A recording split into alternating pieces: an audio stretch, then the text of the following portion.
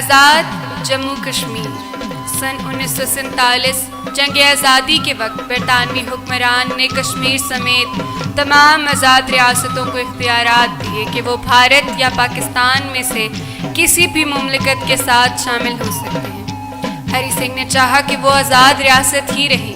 کچھ عرصے بعد ہونے والے تنازع میں میر پور، مظفر آباد اور پونچھ نے الگ ہونے کا فیصلہ کیا۔ اس بنا پر ریاست میں جنگ کی سی کیفیت ہو گئی۔ 26 اکتوبر 1947 ہری سنگھ نے بھارتی افواج سے مدد طلب کی۔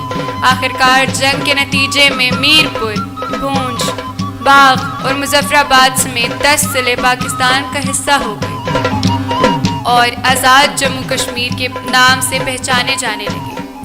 آزاد جموں کشمیر جس کا ذرہ ذرہ خوبصورتی میں اپنی مثال آپ رکھتا ہے، آزاد جموں کشمیر کے صدر مسعود خان اور وزیر اعظم راجہ فاروق حیدر ہیں، جن کا تعلق مسلم لیگ نون سے ہے۔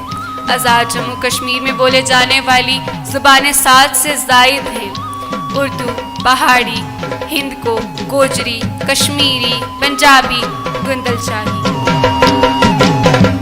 آزاد جموں کشمیر میں گھومنے کے لیے کئی دلکش مناظر ہیں: پیر چنیاسی، منچوسا لیک، شاردا پیٹ، منگلا فورٹ، میر پور مزار، میرا میر سرکار، رڈی گلی، نیلم ویلی، باغ بھمبر جیسے کئی مقامات ہیں۔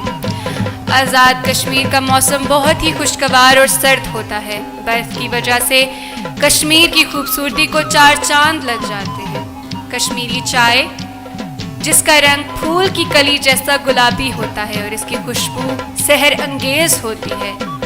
دہشت گردی کے حوالے سے آزاد کشمیر دوسرے علاقوں کی نسبت زیادہ پرامن اور محفوظ ہے۔